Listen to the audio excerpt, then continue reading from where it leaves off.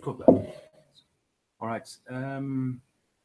So we don't have any new viewers yet, but we are kind of live. So should be ready for anyone to join. They know how to join, right? Generally. I assume so. I would assume so as well. So it's generally the Game Technologies Lab channel, and that's where we're streaming to right now. So, all right, let's get our act together. Just bring up the course team. I joined one of your previous sessions already. I remember. Yes. And the idea was that everyone shares their, whatever they're doing right now. Yes. And my role here is to be the party whip to kind of keep you going. So you're not just having 3 weeks of holiday. You're actually doing stuff, right? So that's the idea. Cool. Just to give me it would be good to give me a brief overview of what you guys are respectively doing. Again, I only saw one meeting of you guys in total. So it'd be really good to get a feel what, first of all, what you're working on. Okay. And what your progress was since the last meeting with Mariusz. That would be something that would be very helpful to me, so in particular. And whoever wishes to start is more than welcome to do so. Yes, I can start. We have written everything on the discussion board in the blackboard that these are our goals and these are the things we are doing. So for me, it's using a location-based. It's a location-based application. Yeah. So I have I would say that my goals in 3 steps is to create a location-based reminder. For instance, let us assume that I would like to create a location-based reminder based on NTNU, so that the next time if I comes to the campus, the reminder pops up saying that I have to return this book to the library. Yeah. Or I have to go to the SIT office. Yep. So it's something that I specify the latitude and the longitude in my application, and then I specify the radius also, that within this radius to put this particular location, if I enter, the reminder pops up. So that's the first step.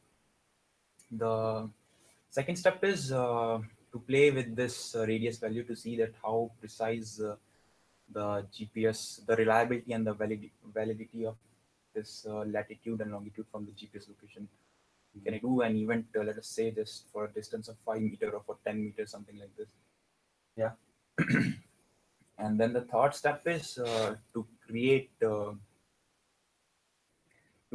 event based on the location of 2 users.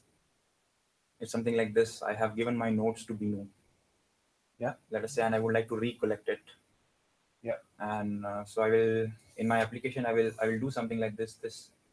That when Binu and me, we are in, let us say, some 20 or 50 meters radius, a reminder again pops up. So it's like this. So you basically, just to structure a bit, so you have 2 types of reminders. One is for fixed environments, and the other one is for, That's the final one, I would say, yes. Yeah. That's definitely more complicated, I know. Yes, it is. It's definitely, Yeah. So, I mean, here, you don't even need to have, for example, internet access per se, right? For example, theoretically. Only GPS access. Only GPS access and the stored reminders on your phone, right? If you don't keep them in some sort of app or whatever else. Whereas in the second one, you probably need to have some sort of means of coordination. Correct. So it will be a bit more advanced there. Definitely. Do you want to treat it as one single application, or is it multiple applications? Because right now you're just giving me objectives, but do you want to package it as one, or is it like 3 apps, or I mean, if I can do 3 things individually, so the packaging will not be it will not be a big challenge, a big task. Yeah. Oh yeah, okay, I see what you mean. So you want to incrementally work on that one, right? Yes. You start with the fixed location kind of thing, so based reminder, and then extend it. Cool. Do you want to integrate this, or are you planning to integrate this with existing solutions? Like, for example, a calendar application by Google and so on? No, I haven't thought of anything like that. Right. So you write your own calendar application, right? Is that your idea? Yes. Okay. Just to bear in mind one thing, which is, it really depends how you want to implement it, but implementing a calendar is very hard. I will just note it on whatever you're suggesting. Implementing a calendar from scratch is very, very hard. So Either you can go down the prototyping wise the easiest route and just take the time and the date, right, and then have a kind of a notification buffer around it and so on.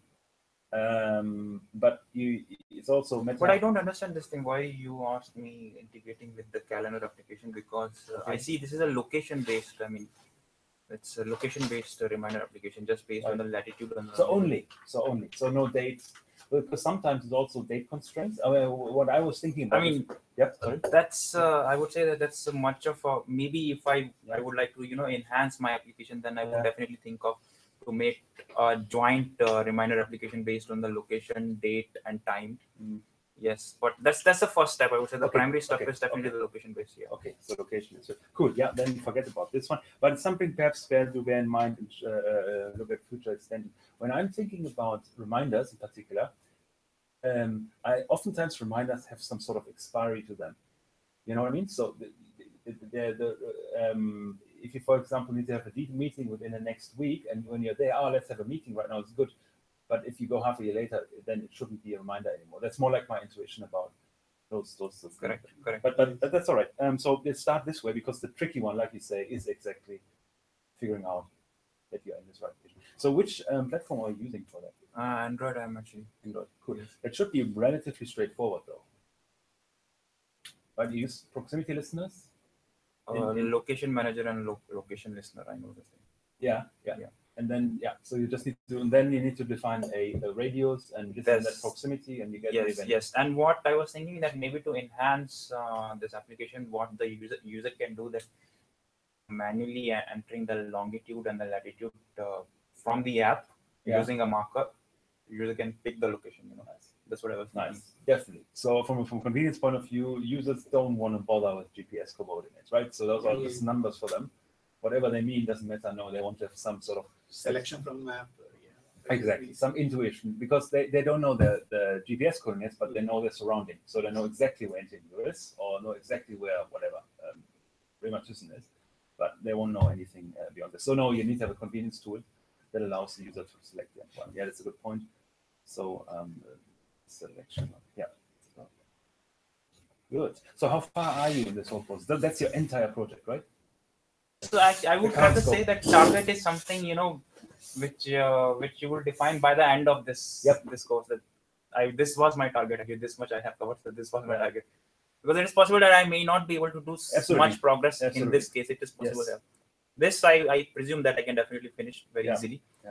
Yes. So coming to your question, that how far I have gone.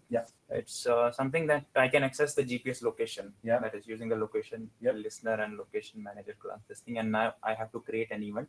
And then that thing, that is the selection from the map. Yeah. Good. So that sounds like a reasonable next step. I think it shouldn't take you too long. This whole thing. I mean, it's a bit of hacking around and getting it to work, but from it's kind of a solvable problem. We know that, right? So looking at the precision bit, from so you want to look at GPS, but the Android location API, they basically uses multiple sources, right? So multiple sources relies on mobile phone connectivity, 3G, exactly, and GPS. Did you think about, and that depends on the device that you have here, the availability, to look at the alternative, perhaps exploring the alternative location-based systems? Like, the ones that in the meantime, because more and more Android phones now have support for Galileo. Okay. Yes. GLONASS and so on. So those, the Russian one and the European one. So perhaps it's but for you also as a kind of not only objective right now because it's a hot topic, but for you to get more experience and knowledge about it, perhaps maybe worthwhile when you get to that stage, obviously not now, to perhaps look into how to access the alternatives to GPS as well and see if they provide better accuracy, for example, or precision than the good old-fashioned GPS, because that's straightforward. But more and more phones have that capability. We obviously need to see if we have the hardware at the end when we get to that stage. Correct. Because older phones won't have it. That's all right. But I think we have some newer ones that we probably can make available for that purpose. But it's still something to bear in mind, because the recent Androids, I think 7 onwards, they have support for that. Yeah, GLONASS is supporting most of the recent. Exactly, GLONASS or way earlier already, right? Anyway, right? Yes, you're right. So I think would be interesting. It's more like a Can you spell it? Were you saying GLONASS or something? GL, yep, or GL. GLON or AN, I'm not sure.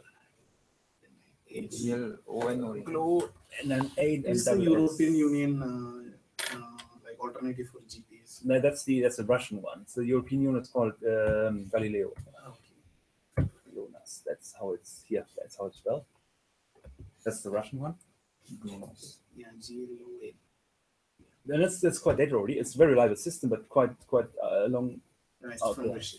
And then there's Galileo. That's a satellite navigation. Galileo. That's the name. Like it's named after Galileo Galilei. Yes. But this is a recent. It's still to access. I know there are issues of priority. When we get there, we'll probably discuss that in more depth. But there are some issues with accessing that explicitly. Some phones, for example, suppress the other signals if they get GPS because they have a priority built in. And perhaps we can find ways of circumventing that somewhat. But it would be really interesting insight for everyone, and you in particular, to see, if I have multiple available, which one should I pick? Correct. Yeah. So, and there are many more of them. It's probably worthwhile looking briefly at all the navigation systems that are available. Chinese one, the Indian one, and so on. They're really powerful, but they're mostly regional. So they only cover. Only in India we will get that. We have one GPS kind of, but it's What is that? Name I forgot. It's recently launched. Yes. I know. It's range is in only in Indian subcontinent. That's correct. But it still serves the neighboring countries. So, what's the name? Let's figure that out. Would be interesting. Because that's the kind of thing you would want to have in your map. I forgot the name as well. It's IRNSS. Indian Regional Right. Navigation Satellite System. Right. But they are actually providing it free for the neighboring countries as well, right? So I think they cover Pakistan and I think Bangladesh as well, and so on. So it's actually quite cool. However, we can't see it here, I guess. So so we won't be able to explore that. But it's still worthwhile having this look at that, and it can show up in your report as well. That you did a bit of review there. Cool. So and then the third one, I think it's probably not much we should discuss at this stage because most of the issues with the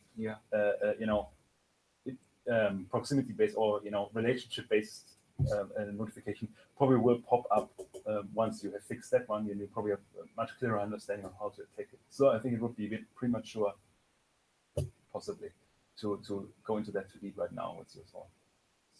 Okay, we'll discuss maybe coming next few weeks. Exactly. Once you have that one kind of settled, then you learn a lot more, and you can also assess what do I need to achieve this relation-based GPS thing. Supposed to think about it now. So what's your plan for the next week? What's my plan for the next week? Okay, there's a one thing. I just wanted to add that every week we are supposed to come here and show you the update, right? That's what that is. Yes, exactly. That's the key idea. So we can do it online also, huh? In our campus, in our room, in our hostel. Yes, that should be possible as well. Yes, that should be possible. How many students are there now? No, I don't think nobody's here in our stream. No one is there. So you meaning you want to join by a Hangout? Yes, by the Hangout. What do you say? I think better to come here. It's up to you guys. I mean, I won't make it. I won't be. You can choose on it. I prefer to. Okay, let me think. That's you can make that up your mind then because you just join either way because I force you to give me the same answers anyway. Because no, I mean what I have seen is for all the past classes for this course, I saw that there was no progress. I mean, people were still finding out that what they would like to do. Yeah. As a project for this course. I mean, there was no progress. So I couldn't. For me, I wanted to think on this thing that how this course actually works. I mean, you have to come every once in a week and show you the progress. That's what. I see. So it's a research or preparation paper kind of thing, right? So it prepares you for your masters, and the key idea is that right, doesn't it? No, I mean it does, but we have 4 courses, and all the 4 of them has actually this project thing. Yep. Only project, like mainly project. Yes. there's this project. So this is preparation for the master. I No, don't know. because we have only 3 months. Yeah. We have And then there are 4 courses, and we're supposed to do project, and they are saying the same thing, that this is preparing you for your master thesis. There's a one course, advanced project work. Yeah. That is totally project. There's no classes and all. So I understand that course is definitely preparing us for the master, but the same reason is given for the other projects also in the course. Yeah. But what was the expectation that was set out at the beginning? What were your expectations? Yeah, what was my expectation? My expectation was something that we will learn. We will learn something. It was something that traditional. There were some classes are there, and teachers are teaching something, and we will learn something. Okay, I'll talk to Marsh about it. So, But that's okay. I mean, yeah, we have Yeah. seen now. I mean, that's not what the courses here are. Yeah. yeah. I will nevertheless talk to him about it, because see what's his thinking. Yes. As far as I know, it's really about you looking at something very specific, and getting pointers if you get lost, or some hints towards things. For example, again, I encourage you to look at the proximity listener. In this particular case, it will speed up your process quite a bit for the location-based reminder. But see what he says, and then we go from there. But I'm under the impression that you guys find a topic of your interest, of your choice and interest, and dig deeper in the end, because in industry we can teach you quite a bit, and we would, I think, teach those kind of things in the second or third year mobile courses anyway, those kind of themes, the APIs and managers in Android and so on.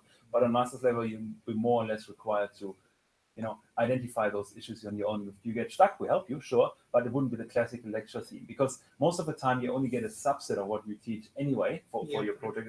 And the idea is that you're branching out at this stage. You're no longer one a single class, if you like, right, that goes into one particular direction, but actually all of you have different specialization, I understand, that you're moving into. And a class probably wouldn't realistically cover all your interests and demands. It would be reasonably even unfair to give you more insight into your solution for your project than in your particular case. Yeah, but sir, actually, we are not from a mobile development background. Right. You have a graphics background, right? Yes. Color imaging. And actually, why we choose, actually, it's like mobile plus wearable. So, yeah, we didn't see any wearable yet, like wearable technology.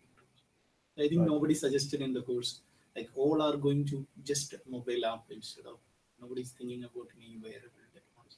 Nobody's thinking about wearable technology. Okay. I need to see what we have available. I'll talk to Simon later. Okay, sir. Regarding the progress for the next week, I will fix the radius of a location. That's what I will do. Nice. Okay, and possibly I will do the selection thing also. I will explore totally. This is more like user interaction, right? So exactly. So that's not, because that's again a very solved problem. You will find heaps of tutorials on that one. But yes, you will need that to make your app deliverable, if you like, right? So, but the core functionality is, like you say, in the event-based detection or proximity-based detection of events, right? So yes, you're right. So cool. Well, again, I record your comments, and I think and see what we can do about it. And, if that's the intention to shift into more lecture style based delivery. But as far as I know, that's not necessarily the case for this particular course. But anyway, I will explore that, since I'm a newbie here, not you guys. So I make that my task. Cool. Any other thoughts, worries? Any thoughts, worries? For this particular part, I do have some worries that how I'm going to communicate the location of the 2 servers. But that's a later part. So I think for my part, I think I'm more or less done. You should probably. Yes. Again, your name was? My name is Amit Toj. Amit. You can say Amit. Amit Toj. Yes. Amit Toj. Okay, I can. So how do I write this? Amit Toj. Yes. This is it. Yes, correct. Thank you, Amit Toj. Yes. Okay, cool. So your name, B. B. Binu. Okay. Yep. Actually, I started with Tango. So last week, you played around with Tango. So somebody's doing something that's related. Okay, let's say good. I started with Tango, but I totally disappointed with this Tango device. Okay. The 3D scanning it's giving is very poor resolution. Right. So maybe you can do this entire scanning of the walls and big objects, so you can't do scanning of small objects. Right. And that's one thing. And another thing is it's crashing regularly. So I think this is very old version, and I updated the kernel, but still it is crashing. Crashing, as in. Yeah, I can show you that. There is a software provided by Tango. This is so even the default software crashes. Okay. Yeah, this is Google provided a constructor for 3D scanning. So there is already scan. I can open this, but I can see it's crashing a lot. So this time it opened. This already existing one. But if I want to do a new scan, I had to press here, so it gone. So I never got a chance to scan using this Google official app. And I use some third-party app with very poor performance. That scan is very bad. So I was planning to do an evaluation of 3D scanning using this, but I think I spent a lot of time and I installed a lot of apps and still doesn't do anything. Yeah, it doesn't do anything because the scanning is. I don't know, maybe the device is old and Google may not support this. So recently they launched two other mobiles, one with Asus and one with Lenovo. Yeah. But I don't know, maybe they will get a better support or something. But I didn't see too much up in the App Store also. So I was thinking whether again and go with this Tango device. Yes. So I see what we have. We have another Tango device. I think Sam did some work with that one in his class, and if you have another one, it's probably worth providing to you because I see that's not really working.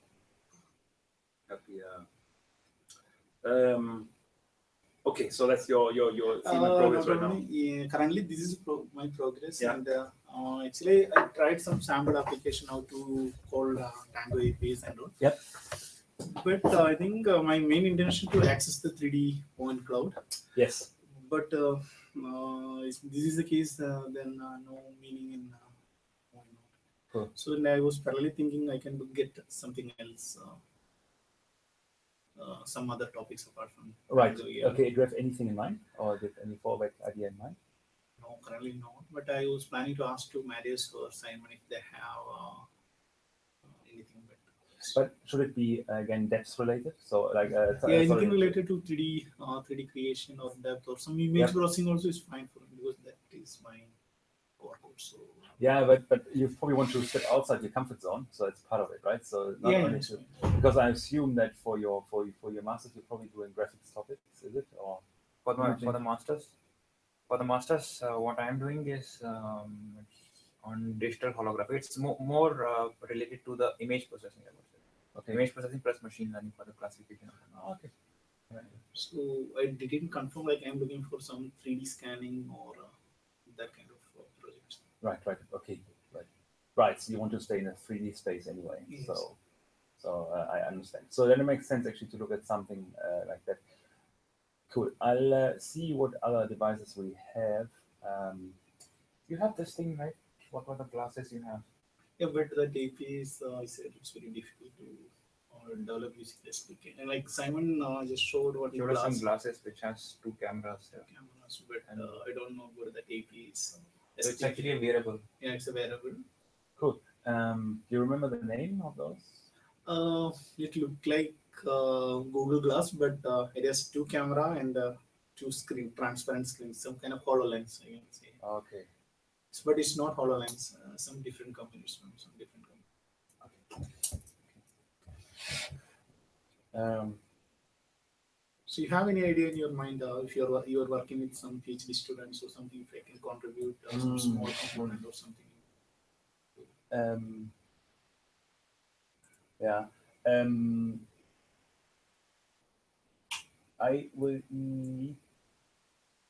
I need to confirm that, but we have, for example, in AR sandbox. Does that make sense to you? Do you know the AR sandbox? Sandbox. Yeah, sandbox. The Simon actually explained on the very first thing. Yeah, sandbox. I'll show that the idea there, and But I don't know sir, whether it's a mobile or wearable. I mean, what he can do. Yeah. Well, but it has similar characteristics of depth perception Yes. and 3D modeling on the sandbox itself. So that's my link there, because the 3D the box is fundamentally about modeling a topology or terrain, right? So, and we can use this feature, even though it's stationary and not super wearable, I agree, it still has features that you are interested in.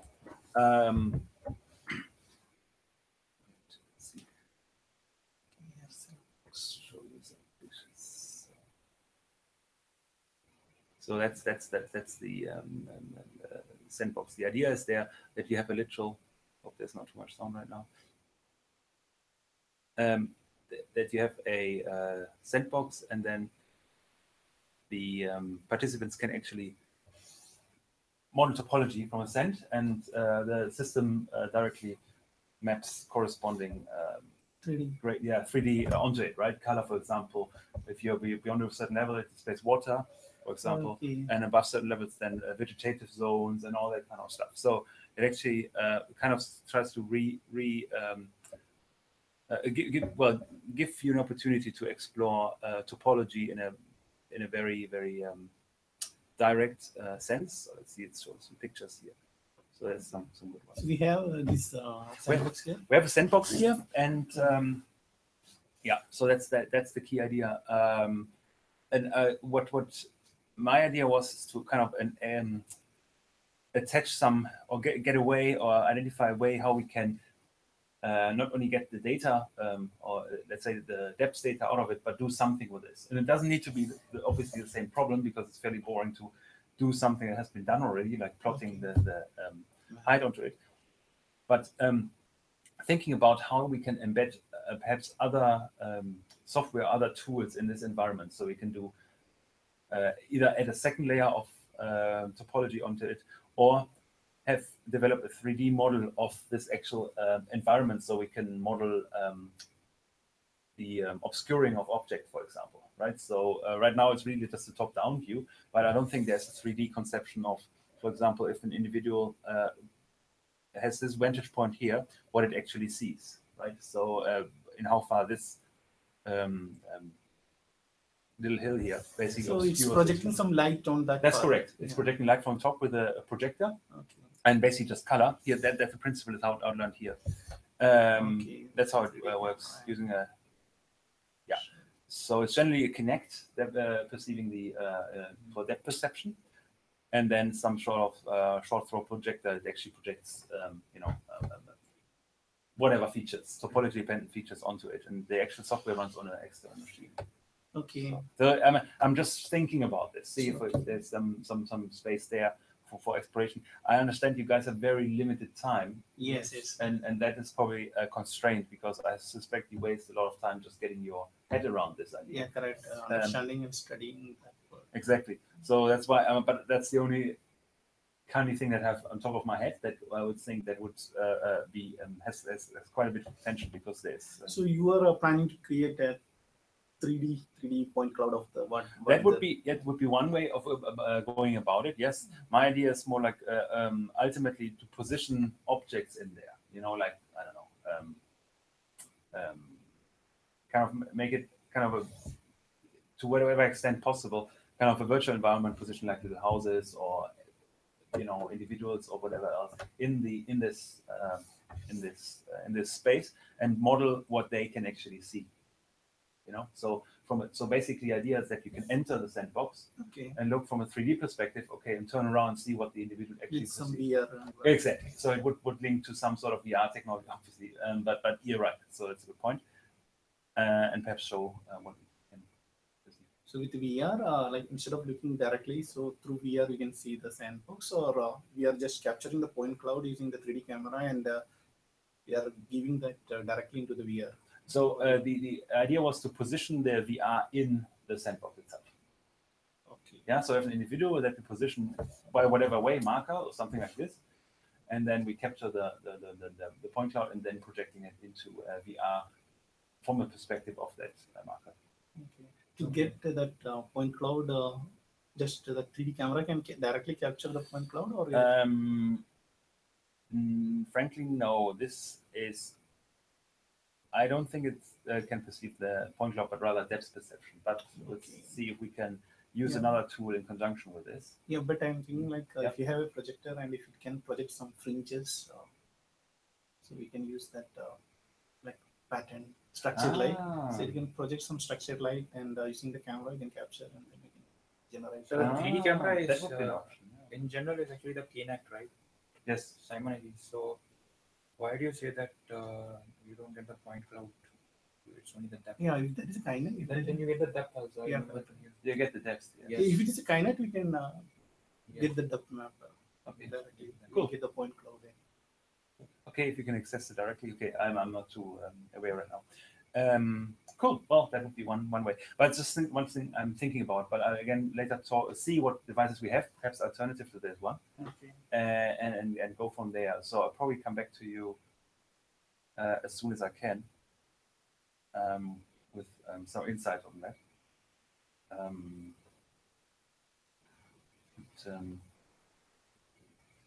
Yeah, other than that, I don't have many options because again, the alternatives to Tango are still relatively scarce. I think Apple has brought up a new solution. Yeah, right now. correct. Anyway, that's working perfectly. I got through a lot of blogs, and they have this much sensors, and Apple has only 2 sensors, and they are creating the depth very accurately. Yes.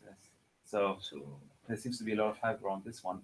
That said, we don't have obviously. So, but Google, I think, apparently abandoned this one. They are not giving any updates. That's right. There is no help. So, but Apple has very good support, and Yes, exactly. So, what is there any way that you, in the meantime, could just plot out the different options? And, you know what's available. The Apple one, perhaps you find out some specs, and the Tango one, and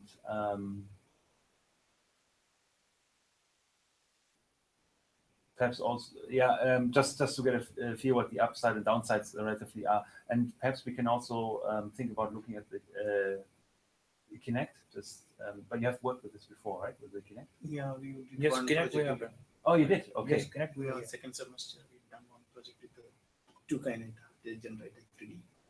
Oh, okay. So why did you use 2? To get more points, like To get more points, yes. so with the one Kinect. Kinect is the resolution wise is not that much accurate. So Yeah.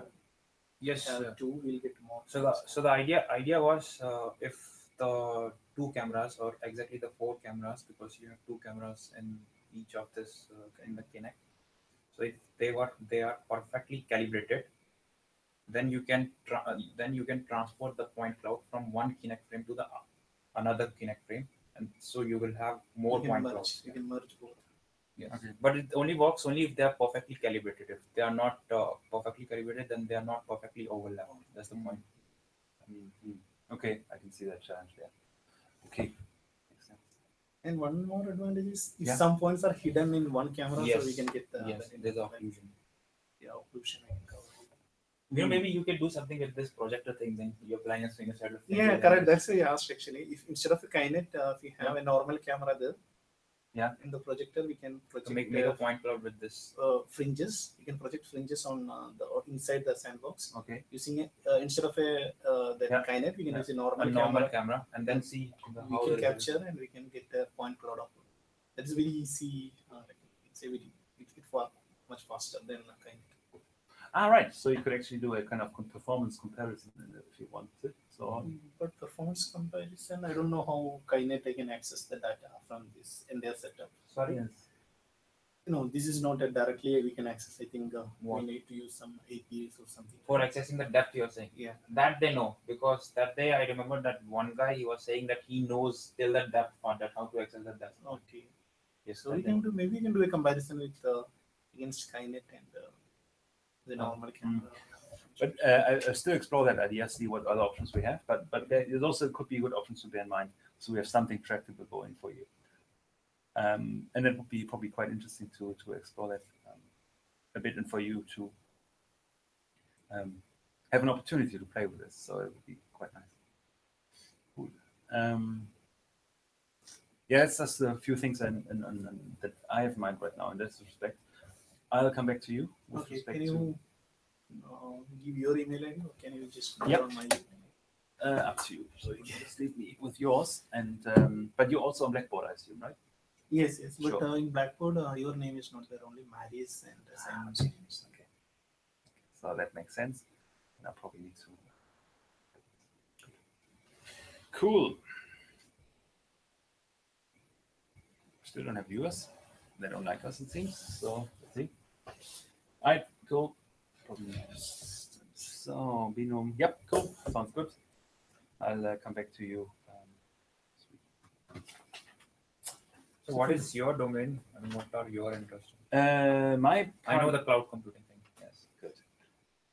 The cloud computing thing, that's definitely part of it. So actually running software in the cloud and so on, and dealing with scalability, so before on the infrastructure side of things. The other one is rooted in the idea of social simulation to some extent. I'll just switch off the stream right now because there's no point for streaming.